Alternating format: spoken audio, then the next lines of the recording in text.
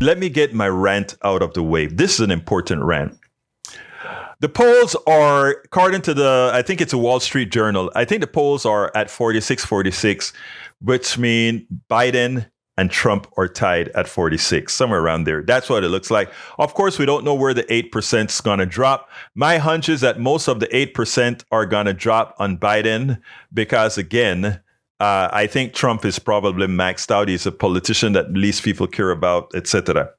But he does have his sycophants that follow him. However, Democrats are going around the place starting to say things like, it is Biden's age that's really causing the problem. It is Biden's age that makes people say the economy isn't as good as it is. It is Biden's age that have people thinking that he's not good on the economy. He's not good on healthcare. He's not good on all these other issues that the poll checks. To which I state to the people who are what I call our elitist Democratic advisors, our elitist Democratic consultants. They are simply wrong. What they don't understand is because they stay in their high towers and not understand what's going on the ground. They don't go into the communities where our good Republican friends live and go, and they don't go to the spaces that our Republican brothers and sisters go to lie. They don't do it. So they sit down and they hear somebody mention that we are concerned about Biden's age, and they just hold on to that nugget. And they start to say the reason that Biden is not doing well is because of his age. It's not because of his age. Look, he's older. And you know what? We by now should have had a younger candidate running, but we don't. We don't. And I don't know how much time we have to do that thing. So I think for all practical purposes, we're stuck with Biden. But Biden should be doing orders of magnitude better than he is in the polls. He should be doing orders of magnitude better than Trump. But what our consultants are not doing, and I'm talking about Democratic consultants now, is they're not doing what the Republican base, the MAGA base is doing. The MAGA base is saturating the internet. The MAGA base is saturating alternative media. The MAGA base is saturating churches. The MAGA base is saturating every institution they can get a foothold in. And they're telling their stories. Yes, the story is not truthful. Yes, the stories are full of lies. But they are telling a story, and they're talking to people, and they're touching people, and they're hugging people, and they're kissing people as they tell the message. And you know what elitists, Democratic consultants are doing? They remain in their ivory tower. And for those who said, you are using those ivory tower consultants talking points that the right are using. And you know why? Because the right is correct. Too many of the Democrats who are advising Democratic candidates and others, they are not living among the people. They are in the stratosphere somewhere. They don't see what people are seeing. They don't hear what people are saying. Let me give one good example. I understand why Biden couldn't get certain things done because of cinema and Manchin. I understand it. But most Americans on the left side just feel, wait a minute, if Republicans had the power of owning the House, the Senate, and the Congress, and the presidency, even without veto proof, they would have changed the rules at the beginning of the session. And they would have said, you know what? We are going to eliminate the filibuster because we understand that we're dealing with a fascist party. We understand that we're dealing with a party that once they get power, they won't relinquish it because they will do what they've done with the Supreme Court and otherwise. We have a very small window to operate. We can't talk about this bipartisan crap on the political level. We can't. We cannot, because these guys, when they take power, They will do whatever is necessary to maintain power under minority control because it's a dying party that only has minority representation.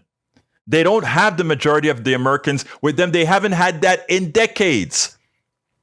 So, an elitist Democrat would have known that the story being told to the average Democrat is the following.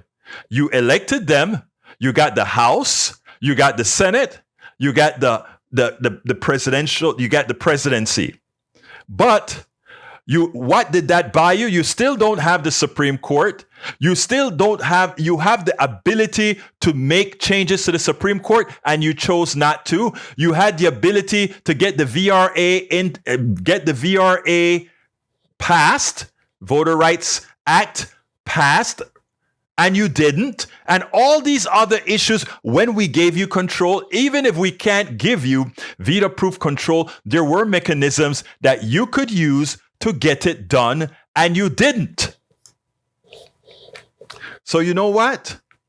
It's as if we are still under Republican fascist rule. So therefore, you know what? Many just throw their hands up in the air and say, to hell with it. We're screwed whichever way we go. Why go ahead and support? And it is jobs of independent media. It is a job of folks who can tell the truth to go out there and say, hey, I understand your frustration, but just one time we've got to bite our tongue and get things done the right and get it done and elect progressives who are not fearful. Progressives who are not fearful in saying we're going to hold the bull by both horns and we are going to execute. We are going to act for every illegal court, or rather for every court position that was stolen, we will replace that. We will add that to the court. Now, what else are we going to do? We are going to pass the VRA.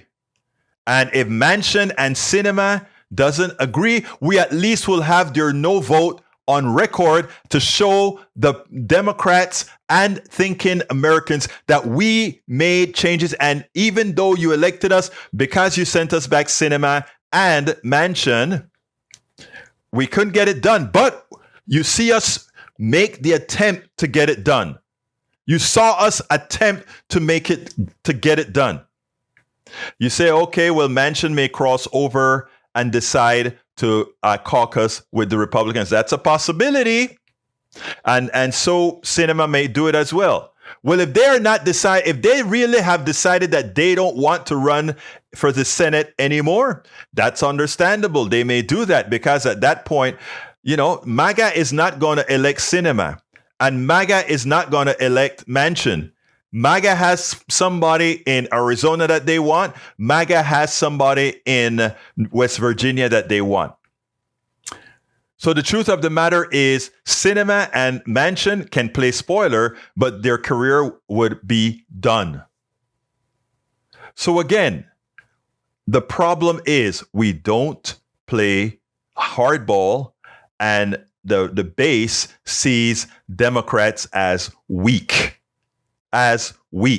So if you ask yourself what that 46-46 means, why it is that Biden is tied with Trump, it has nothing to do with Biden's age. It has everything to do with what they see. In as much as we got we got the IRA passed, in as much as we got the infrastructure bill passed, they say, but what else matters to me? We have to learn what the angst of the American people. And if these guys weren't in their ivory towers, if they were out there among the people and talking to the people, they would understand what's going on. And then they would invest in independent media. They would invest in social media. They would invest in all the different avenues. Just like the Republicans have invested in lying to them, there would be a counter, just a truthful counter to what ails. But again, Sometimes you wonder if our neoliberal democratic brothers even care. After all, they will do well in every administration. We spend a lot of time deconstructing the news, trying to parse it into a form that everybody can understand. We try to find those little nitpicks where it flies above the fray, etc. If you really like these videos that we do, I want to ask a big favor. Please go ahead. Number one, subscribe to our channel, and number two, please join if you can. Thank you so kindly for watching. Keep watching. Please remember to share. We must populate the entire internet with our progressive message, a message that we know is what most Americans say that they want. So help us, please join.